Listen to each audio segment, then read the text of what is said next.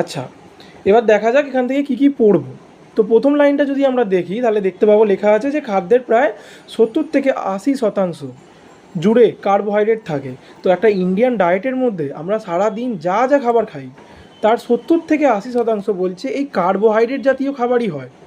মানে সকালবেলা হয়ে গেল কেউ রুটি খেলো, কেউ বিস্কুট খেলো, কেউ পরবর্তী ক্ষেত্রে মুড়ি খাচ্ছে, দুপুরবেলা ভাত খাচ্ছে, রাত্রে গিয়ে রুটি খাচ্ছে, এই পুরো জিনিসটা এগুলো কি, এগুলো হচ্ছে সব কার্বোহাইড্রেট বহুল খাদ্য।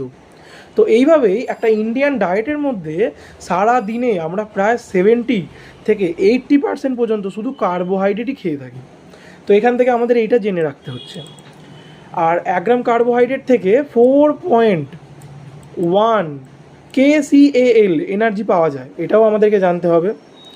কার্বোহাইড্রেটের স্ট্রাকচারের মধ্যে হাইড্রোজেন এবং অক্সিজেনের যে অনুপাত সেটা হচ্ছে 2:1, এটাও আমাদেরকে জানতে হবে। কার্বন ও জলের সমন্বয় অর্থাৎ সি এবং H2O এগুলোর সমন্বয়ে তৈরি হয়েছে এই কার্বোহাইড্রেটের স্ট্রাকচার। এই কারণে এটাকে বলা হয় জল অঙ্গারু। জল অঙ্গারু, এটা একটু জেনে রাখবে। তো আমরা এর কাজ কি আস্তে আস্তে সব জিনিসের মধ্যেই আসবো।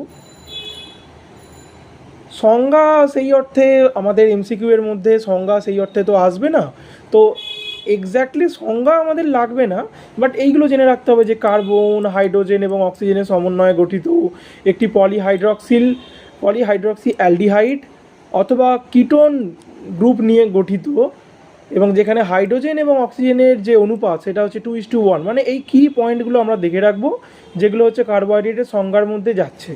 কার্বোহাইড্রেটের আরেক নাম কি? শর্করা। কার্বোহাইড্রেটের কিছু উৎস দেওয়া হয়েছে, মানে কোথা থেকে পাই। তো এখানে জেনে রাখা ভালো যে কার্বোহাইড্রেট প্রধানত উদ্ভিজ্জ উৎস থেকেই পাওয়া যায়। প্রাণীজ উৎসের মধ্যেও থাকে, বাট আমাদের খাবারের মধ্যে যদি আমরা বলি কার্বোহাইড্রেট কী থেকে পাই, মূলত আমাদের খাবারে একটা ইন্ডিয়ান ডায়েটের দিকে যদি আমরা তাকাই, কার্বোহাইড্রেটের সোর্স হিসাবে আমরা মূলত উদ্ভিজ্জ খাবারকেই খেয়ে থাকি, এবং এটাই হচ্ছে কার্বোহাইড্রেটের সবথেকে বড় সোর্স। তো এখানে এটাই লিখেছে যে কার্বোহাইড্রেটের প্রধান উৎস হলো উদ্ভিজ্জ পদার্থ, কিছু কিছু কার্বোহাইড্রেট প্রাণীজ উৎস থেকেও পাওয়া যায়। তো সেইভাবেই আমরা কার্বোহাইড্রেটকে দুটো ভাগে ভাগ করতে পারি সোর্সের দিক থেকে। প্রাণীজ উৎসর দিক থেকে বলছে কি না, যখন প্রাণীজ উৎসের মধ্যে কার্বোহাইড্রেট সঞ্চিত থাকে তখন সেটাকে বলা হয় গ্লাইকোজেন। কি বলা হয়? গ্লাইকোজেন বলা হয়। তাহলে প্রাণীদেহের মধ্যে আমরা মূলত কার্বোহাইড্রেটকে কেন নিয়ে থাকি? তাপশক্তি তৈরির জন্য। একটা লেভেল পর্যন্ত আমাদের বডিতে যদি কার্বোহাইড্রেট আসে সেটা তাপশক্তি তৈরি করবে, যদি তার থেকে বেশি হয়ে যায় সেটা আমাদের বডিতে গ্লাইকোজেন রূপে সঞ্চিত হয়।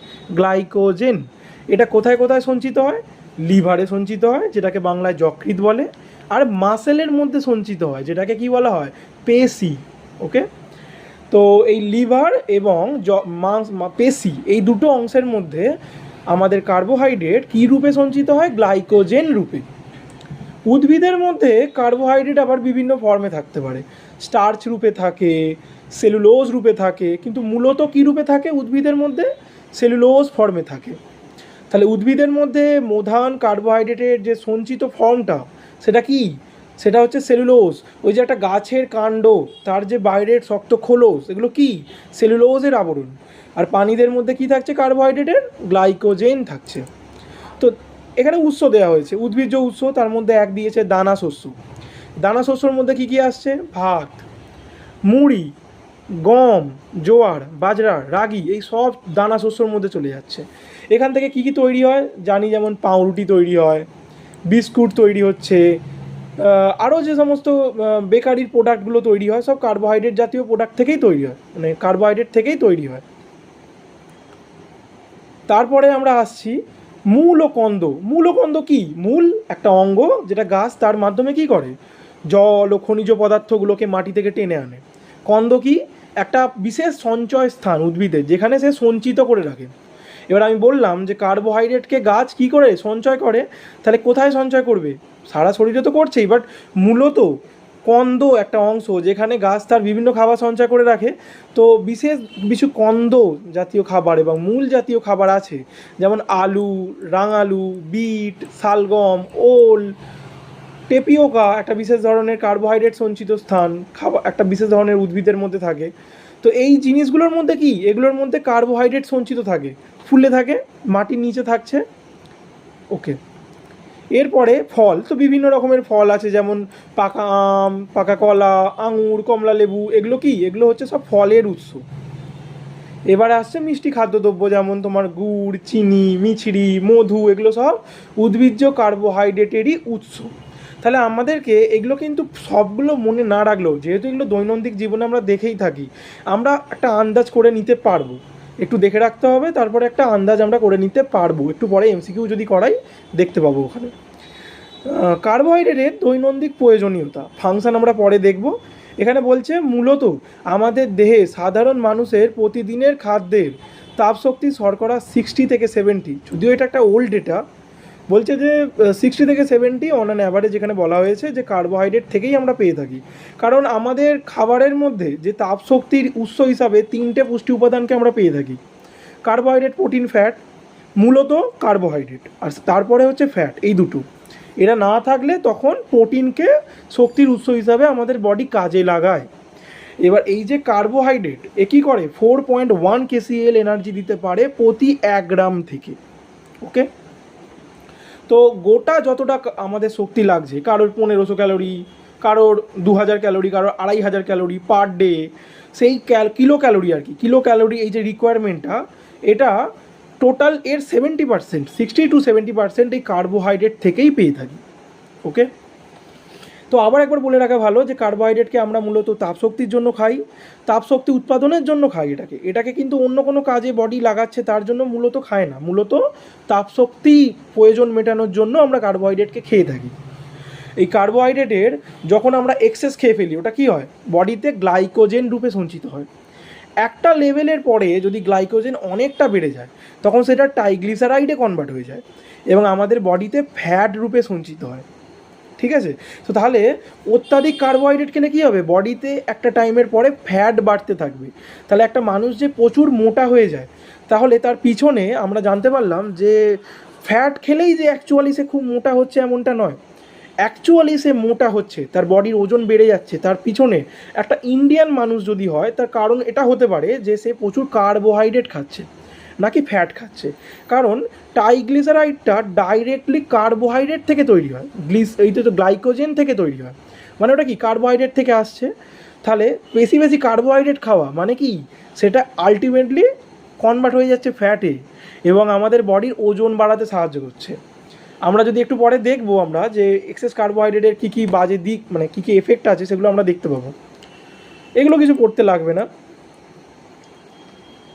ক্লাসিফিকেশানও এখান থেকে এখানে একটু একটু জটিল করে দেওয়া আছে জিনিসটা। এরকমভাবে আমরা পড়ব যে কার্বোহাইড্রেট আমরা দেখতে পারি, একটা হয় হচ্ছে মনোস্যাকারাইড, মানে কি সিঙ্গেল একটা কার্বোহাইড্রেটকে আমরা ক্লাসিফাই করছি। ওকে, কার্বোহাইড্রেট যদি একটা সিঙ্গেল অণু কার্বোহাইড্রেট হয়, সিঙ্গেল অণু যদি একা থাকে, একটা কার্বোহাইড্রেট যদি এরকমভাবে একটাই কার্বোহাইড্রেট একা থাকে, ওটাকে আমরা কি বলবো, যদি একা থাকে এরকম একটাই অণু, এটাকে আমরা বলবো হচ্ছে মনোস্যাকারাইড। যদি দুটো মনোস্যাকারাইড পাশাপাশি থাকে এবং তারা যদি একটা বন্ড দিয়ে জুড়ে থাকে, তখন সেটাকে আমরা বলবো ডাইস্যাকারাইড, মানে দুটো মনোস্যাকারাইড একসাথে আছে। এগুলো আমরা কার্বোহাইড্রেটের ক্লাসিফিকেশান করছি। এবার এরকমভাবেই যদি দুটোর বেশি হয়, তখন সেটাকে, তিনটে হলে সেটাকে বলা হবে ট্রাই, চারটে হলে টেট্রা। এরকমভাবে হতে হতে যদি 10টার বেশি কার্বোহাইড্রেট অণু একসাথে যুক্ত হয়ে থাকে, 1 2 3 4 করে 10টা বা তার বেশি যদি যুক্ত হয়ে থাকে পরপর এরকম লাইন দিয়ে দিয়ে, তখন সেটাকে বলা হবে কি, সেটাকে বলা হবে পলিস্যাকারাইড। ওকে ওকে, তো আমরা ক্লাসিফিকেশানে যদি যাই, তাহলে আমরা দেখতে পাবো একটা হয় হচ্ছে মনোস্যাকারাইড, একটা হয় হচ্ছে ডাইস্যাকারাইড, যেখানে দুটো মনোস্যাকারাইড একসাথে জুড়ে থাকে। ট্রাইতে 3টে, টেট্রাতে 4টে এবং পলিতে অনেকগুলো 10টা বা তারও বেশি কার্বোহাইড্রেটের ছোটো ছোটো অণু পরপর যুক্ত হয়ে পলিস্যাকারাইড তৈরি হয়। মনোস্যাকারাইডের উদাহরণ কি, অনেক উদাহরণ হয়, 3টে জেনে রাখো। একটা কি, গ্লুকোজ, ফ্রুক্টোজ, গ্যালাক্টোজ। ওকে, গ্লুকোজ, ফ্রুক্টোজ, গ্যালাক্টোজ। ডাইস্যাকারাইড কি, ডাইস্যাকারাইডকে আমরা যখন বলছি তখন আমরা জানবো, এক সেকেন্ড, হ্যাঁ, যখন আমরা বলছি ডাইস্যাকারাইড, ডাইস্যাকারাইডের মধ্যে দুটো মনোস্যাকারাইড থাকে, দুটো মনোস্যাকারাইড কী হয়, একে অপরের মধ্যে বন্ড তৈরি করে থাকে। এবং মনোস্যাকারাইডগুলো কোনগুলো হবে, যেগুলো মনোস্যাকারাইডের এক্সাম্পল বললাম, ওগুলোই যখন নিজেদের মধ্যে একটা একটা করে বন্ড তৈরি করে জুড়ে যাচ্ছে নিজেরা, তখন ওরা তৈরি করছে ডাইস্যাকারাইড। ওকে, দুটো গ্লুকোজ যদি জুড়ে যায় তখন সেটা হয়ে গেল মল্টোজ। একটা গ্লুকোজ আর একটা ফ্রুক্টোজ যদি জুড়ে যায় তখন সেটা কী হয়ে যাবে, সুক্রোজ। আর একটা গ্লুকোজ আর একটা গ্যালাক্টোজ যদি জুড়ে যায় তখন সেটাকে আমরা বলবো ল্যাকটোজ। এবারে দেখা যাক যে সোর্সগুলো কী, ওগুলো একটু জেনে নেওয়া যাক। বলছে যে আমরা যখন বলছি যে ল্যাকটোজ, এটা একমাত্র দুধে থাকে, সেটা মাতৃদুগ্ধে হতে পারে, গরুর দুধে হতে পারে, সেটা ছাগলের দুধেও হতে পারে। যখন বলছি আমরা, তাহলে একমাত্র সোর্স কি, ল্যাকটোজের একমাত্র সোর্স হচ্ছে দুধ। এবার দেখা যাক যে মানে মল্টোজের কোনটা সোর্স। যে কোনো ফার্মেন্ট করার পরে, মানে আমাদের অঙ্কুরিত যে সমস্ত দানা শস্যগুলো থাকে, সেটা ছোলা হতে পারে, ফার্মেন্ট করার পরে তার মধ্যে মল্টোজ তৈরি হয়। ওকে, আর এবারে যদি বলি যে সুক্রোজ কোথায় থাকে, সুক্রোজ যেটাকে আমরা চিনিও বলতে পারি, চিনিটার আরেকটা নাম, চিনিটাই হচ্ছে সুক্রোজ অ্যাকচুয়ালি। তো এই সুক্রোজের সোর্স কি, যে সমস্ত মিষ্টি খাবার দাবারগুলো হয়, সেটা হতে পারে আমাদের তোমার ধরে নাও আম, সেটা হতে পারে আমাদের আনারস, সেটা আমাদের পেয়ে যাব হচ্ছে ফলের মধ্যে পাকা ফল, এগুলো কি, এগুলো সব হচ্ছে সুক্রোজের সোর্স এক একটা। ওকে, এখানটা দেখে নেওয়া যাক এবারে পলিমার আর মনোমারের যে প্রাথমিক ধারণা এখানে দিয়েছে। এক কথা এটা জেনে রাখবো যে ছোট ছোট এক একটা সিঙ্গেল অণুকে আমরা মনোমার বলছি। অনেকগুলো ছোট ছোট অণু একসাথে জুড়ে গিয়ে কি তৈরি হয়, যে বড় অণুটা তৈরি হয় তাকে বলা হয় পলিমার। মনোমার থেকে পলিমার তৈরির এই পদ্ধতিটাকে বলা হয় হচ্ছে পলিমারাইজেশন। আর ভেঙে গিয়ে পলিমার তৈরি হওয়ার পদ্ধতিটাকে পলিমারাইজেশন বলে। এবার পলিমার ভেঙে গিয়ে মনোমার তৈরি হওয়ার পদ্ধতিটাকে বলা হয় হচ্ছে আদ্য বিশ্লেষণ। তাহলে যে পদ্ধতির মাধ্যমে পলিমার ভেঙে যাচ্ছে সেটাকে বলা হয় আদ্য বিশ্লেষণ, আবার জুড়ে যাওয়ার পদ্ধতিটাকে বলা হচ্ছে পলিমারাইজেশন। ওকে, এবার বাংলা টার্মটা একটু পলি মেয়ে হতে পারে, মা হতে পারে, তো বেসিক্যালি বানানটা একটু এদিক ওদিক হতে পারে। এবারে এই যে আদ্য বিশ্লেষণ এখান থেকে, হ্যাঁ, তো বলছে যে গ্লাইকোসাইডিক বন্ডের মাধ্যমে, এই যে বললাম না প্রত্যেকটা ছোট ছোট মনোমার একে অপরের সাথে জুড়ে একটা পলিমার তৈরি হচ্ছে, তো সেই পলিমারটা তৈরি হয় যে বন্ডগুলোর মাধ্যমে জুড়ে থাকে, সেটা বলছে যে গ্লাইকোসাইডিক বন্ড দ্বারা জুড়ে থাকে। কার মধ্যে দেখা যায় এটা, এই বন্ডটা দেখা যায় হচ্ছে ডাইস্যাকারাইডের মধ্যে। তাহলে ডাইস্যাকারাইডের সংকেত দিয়েছে CnH2O ব্র্যাকেটের মধ্যে N-1। ওকে, আচ্ছা, স্ট্রাকচারের ক্ষেত্রে বলে রাখি, আমরা মনোস্যাকারাইডের স্ট্রাকচারগুলো তাও দেখে রাখতে পারি, ডাইস্যাকারাইড কিংবা ট্রাইস্যাকারাইড কিংবা পলিস্যাকারাইডের স্ট্রাকচার কোনো দেখার দরকার নেই। এই যে বললাম সুক্রোজ, এটার আরেকটা নাম কি, টেবিল সুগার, তো হয়ে গেল। ল্যাকটোজ দুগ্ধ শর্করা বলা হয়, সুক্রোজ সোর্স, এগুলো সব বলা হয়ে গেছে, দেখে নেবে এখান থেকে। পলিস্যাকারাইড অনেকগুলো 10 বা 10টার বেশি মনোস্যাকারাইড নিজেদের মধ্যে জুড়ে থাকলে তখন তৈরি হয় পলিস্যাকারাইড। আচ্ছা,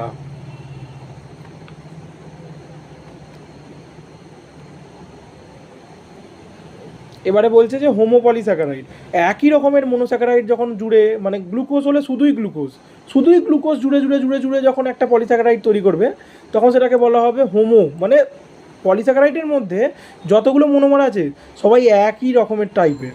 আর যদি মিক্সচার অফ মনোস্যাকারাইড জুড়ে জুড়ে একটা পলিস্যাকারাইড তৈরি হয়, মানে গ্লুকোজ একটা জুড়ে গেল, ফ্রুক্টোজ দুটো জুড়ে গেল, গ্যালাক্টোজ 3টে জুড়ে গেল, এইভাবে যদি কোনো পলিস্যাকারাইড তৈরি হয় তখন সেটাকে বলা হবে হেটারো পলিস্যাকারাইড। ওকে, আচ্ছা, এবারে বলছে যে গঠনগত পলিস্যাকারাইড, কোষ প্রাচীর এবং পতঙ্গের বহিক কঙ্কাল তৈরিতে যে সমস্ত কার্বোহাইড্রেটগুলো লাগে, সেটা হতে পারে আমাদের সেলুলোজ, কাইটিন, যে বাইরের খোলস তৈরি করে পতঙ্গের, সেইগুলো কি, এগুলোকে বলা হচ্ছে গঠন, যেহেতু গঠন তৈরি করছে গঠনগত পলিস্যাকারাইড। আর যেটা হচ্ছে সঞ্চয় হিসাবে কাজ করে, প্রাণীদের মধ্যে চলে এলো হচ্ছে আমাদের গ্লাইকোজেন, উদ্ভিদের মধ্যে স্টার্চ থাকে, আর এছাড়াও উদ্ভিদের মধ্যে শ্বেতসার বা সেলুলোজও, উদ্ভিদের মধ্যে সেলুলোজও থাকে।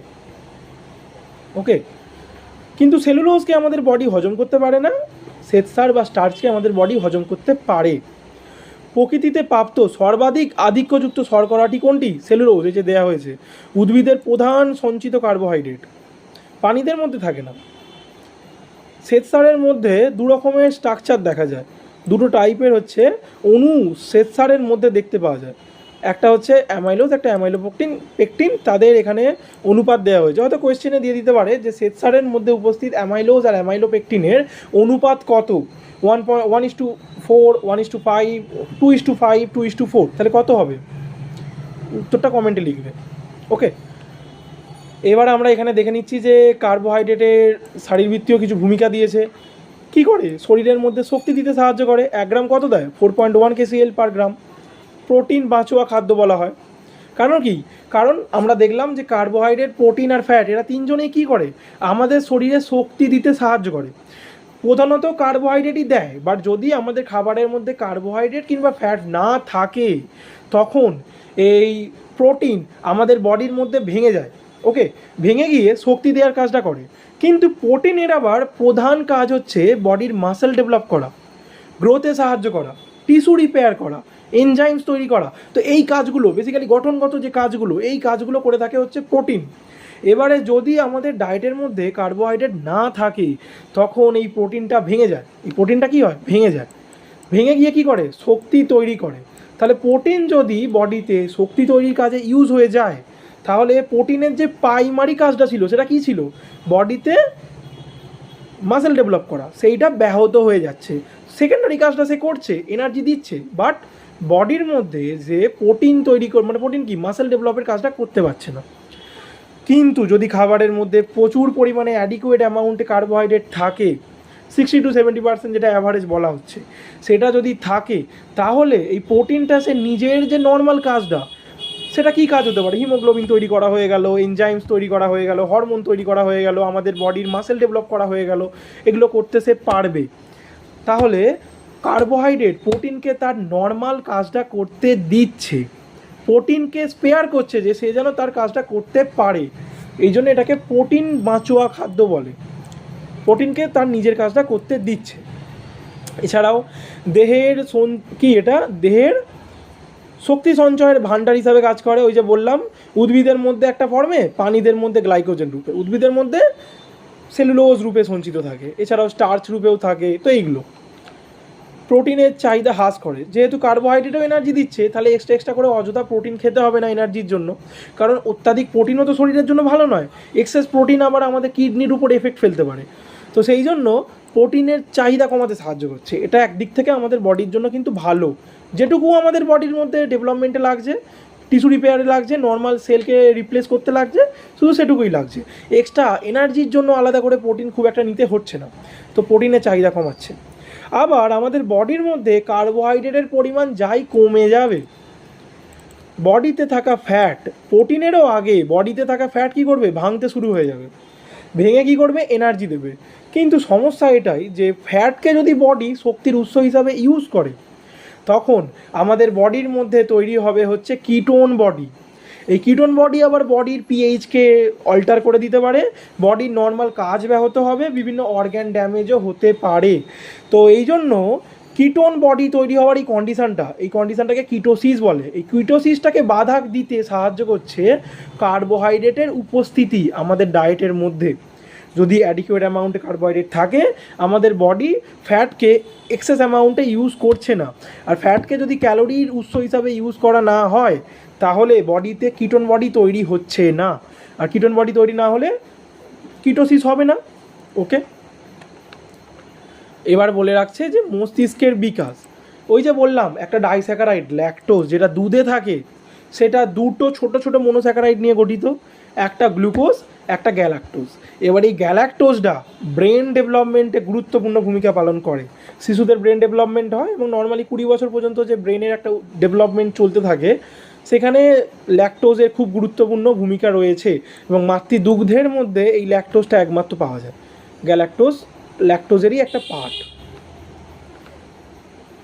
মল নির্গমনে তো কিছু কার্বোহাইড্রেট এমন আছে যেটা আমাদের বডি হজম করতে পারে না। কেন পারে না?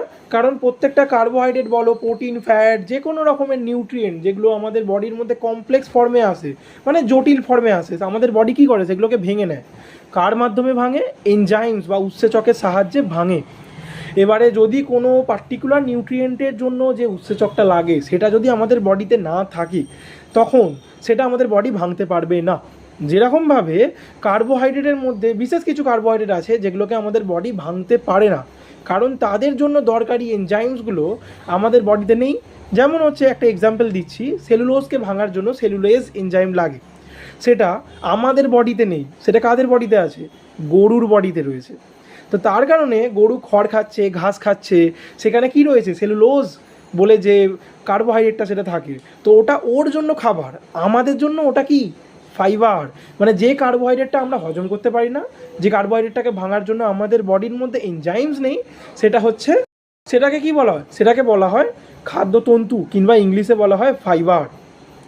যেহেতু খাবার হজম করতে পারে না, আমাদের বডি যেহেতু হজম করতে পারে না, তাহলে কি হবে? বডি যদি হজম করতে না পারে, সেটা পেটের মধ্যে গেল, উপর থেকে কি করবে? নিচের দিকে খাবারগুলোকে ঠেলছে, অন্য খাবারগুলো হজম হচ্ছে, হয়ে নিউট্রিয়েন্টগুলো রক্তে চলে যাচ্ছে।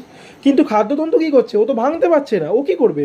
খাবারটাকে ঠেলছে, উপর থেকে নিচে ঠেলছে, এরকম ঠেলে ঠেলে উপর থেকে চাপ দিয়ে দিয়ে খাবারটাকে মলের মাধ্যমে বের করে দিচ্ছে।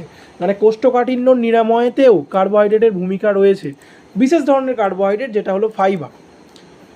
ঠিক আছে, সেলুলোজ হলো একটা টাইপের ফাইবার। আমরা যে ইসবগুল খেয়ে থাকি, ইসবগুলের যে ভুসি খেয়ে থাকি, সেটাকে ইংলিশে বলে সাইলিয়াম হাস্ক, সেটাও একটা ডায়েটারি ফাইবারের উৎস। আর এছাড়াও সংশ্লেষ ক্রিয়া, মানে কার্বোহাইড্রেট থেকে বডির মধ্যে বিভিন্ন রকম সেকেন্ডারি রিয়াকশানস চলে, সেখান থেকে অ্যামাইনো অ্যাসিড কিছু তৈরি হতে পারে, অন্যান্য বেশ কিছু কম্পোনেন্ট তৈরি হয় যেগুলো বডির বিভিন্ন রকম বডির ক্রিয়ার জন্য লাগে। এছাড়াও ফ্যাট তৈরি হয়, একটু আগে বললাম যে গ্লিসারাইডটা থাকে প্রথমে জমে বডির মধ্যে, সেখান থেকে কি হয়? আলটিমেটলি ফ্যাট বা ট্রাইগ্লিসারাইড তৈরি হয়ে যায়। তো সেইটা এখানে বলা হয়েছে যে চর্বিতে কনভার্ট হয়ে যায়। ওকে, এবারে খাদ্যতন্তু যেটা একটু আগে আমি বললাম, সেটা দুরকম হতে পারে। একটা হয় হচ্ছে যারা জলে দ্রবীভূত হয়, যেমন হচ্ছে পেকটিন, গাম, আর হচ্ছে মিউসিলেজ। আর একটা হচ্ছে জলে অদ্রবণীয়, সেলুলোজ, হেমিসেলুলোজ, আর একটা হচ্ছে লিগনিন। ওকে, এরা কি? জলে অদ্রবণীয়, মানে জলের মধ্যে গলে না। ওকে, তো এগুলো এত পার্সেন্টেজ কিছু করার দরকার নেই। এখানে কিছু সেলুলোজ মানে কি? এটা একটা টাইপের ফাইবার বা খাদ্যতন্তু। এর কিছু সুফল দেওয়া হয়েছে। কি সুফল? ওই যে বললাম, যেহেতু আমাদের বডির মধ্যে খাবারকে কি করে? তাড়াতাড়ি বের করে দিচ্ছে বডি থেকে, তো তাহলে মল ত্যাগ করতে তাড়াতাড়ি সাহায্য করে, মানে কোষ্ঠকাঠিন্য সমস্যার সমাধান করে। কোনো নিউট্রিয়েন্ট অত্যাধিক যাতে অ্যাবজর্পশান বডির মধ্যে হয়ে না যায়, সেটাতে সাহায্য করে। তাহলে ডায়াবেটিক রোগীদের যাদের রক্তে গ্লুকোজকে কন্ট্রোলের মধ্যে রাখতে হয়, সেইটাতে কার্বোহাইড্রেটের একটা বড় ভূমিকা রইল। তো বিশেষ ধরনের কার্বোহাইড্রেট যেটা হচ্ছে সেলুলোজ কী করছে? তাড়াতাড়ি করে বডির মধ্যে নিউট্রিয়েন্টগুলোকে অ্যাবজর্পশান হতে দিচ্ছে না, বডি থেকে বার করে দিচ্ছে, ঠেলে ঠেলে উপর থেকে অ্যাবজর্পশান হওয়ার আগে কী করছে? মলের মাধ্যমে বের করে দেয়, এবং যার ফলে কার্বোহাইড্রেটের অ্যাবজর্পশান রেট কমে যায়। অন্যান্য নিউট্রিয়েন্টেরও অ্যাবজর্পশান রেট কমে, তার ফলে কোনো নিউট্রিয়েন্টই অত্যাধিক অ্যাবজর্ব হওয়ার টাইমই পায় না, তার আগে ঠেলে বার করে দেয়। এটা একটা সুবিধা বা এটা একটা ভালো দিক। ওকে, তো ডায়াবেটিস থেকে বাঁচাতে সাহায্য করে, আমাদের বিভিন্ন রকম হার্টের সমস্যা থেকেও বাঁচাতে সাহায্য করে। এছাড়াও রক্তে কোলেস্টেরলের পরিমাণকে কমাতে সাহায্য করে। কিন্তু কুফল কি? যদি কেউ অত্যাধিক পরিমাণে ডায়েটারি ফাইবার নিয়ে ফেলে, তখন তার বডির যেটুকু প্রয়োজনীয় নিউট্রিয়েন্ট সেটাও অ্যাবজর্পশন হতে পারবে না, কারণ বেশি বেশি করে বাইরে বেরিয়ে যাবে এবং বডিতে পুষ্টি উপাদানের ঘাটতি দেখা যেতে পারে। অত্যাধিক যদি আমরা ডায়েটারি ফাইবার খাই, সেক্ষেত্রে আমাদের ডায়রিয়া হয়ে যেতে পারে, মানে মল খুব তাড়াতাড়ি নির্গমন হচ্ছে, তো ডায়রিয়া হয়ে যেতে পারে। তো এগুলো কিছু কুফল দেওয়া হলো। হ্যাঁ, এবারে বলছে মানবদেহে কার্বোহাইড্রেটের অভাবজনিত এবং আধিক্যজনিত কিছু ফলাফল। অভাব হলে কী হবে? যদি কার্বোহাইড্রেট কম থাকে বডির মধ্যে, তাহলে বডি ফ্যাটকে as a source of energy use করবে, কিটোন বডি তৈরি হবে ফ্যাট থেকে, এবং এই কিটোন বডির কারণে কী হবে? বডির যে পিএইচ ব্যালেন্স রক্তের মধ্যে, সেটা ঘেঁটে যাবে, এবং এখান থেকে বডির বিভিন্ন অর্গ্যান ড্যামেজও হতে পারে।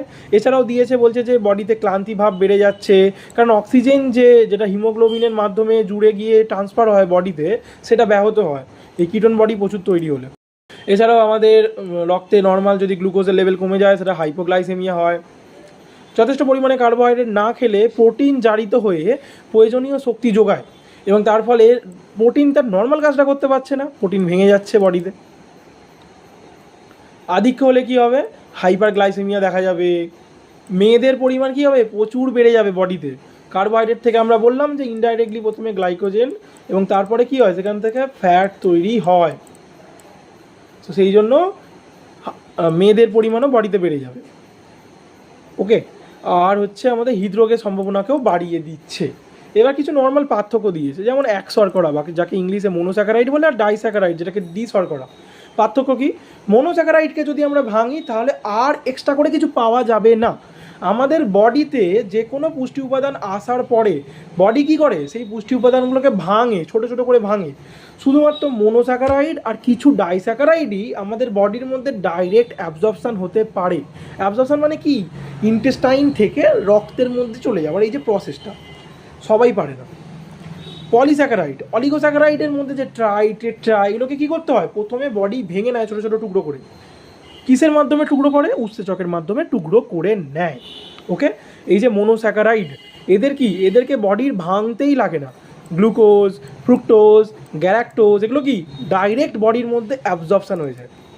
এই কারণেই কেউ রোদে যদি খুব গরমে ঘুরে আসে এবং তার যদি অনেক এনার্জি ক্ষয় হয়, খুব লো ফিল হয়, আমরা যে গ্লুকন ডি খাই, কেন খাচ্ছি, কারণ কার্বোহাইড্রেটের মধ্যে, ওর মধ্যে গ্লুকোজ থাকে, গ্লুকন ডির মধ্যে একটা টাইপের কার্বোহাইড্রেট। কীরকম কার্বোহাইড্রেট, মোনোস্যাকারাইড, যেটা হচ্ছে এক শর্করা, সিম্পল সুগার, বডিতে ডাইরেক্ট এনার্জি দিতে পারে, ভাঙার কোনো প্রয়োজন নেই, খেলাম, অ্যাবজর্পশান হলো এবং বডির মধ্যে শক্তি তৈরি করবে।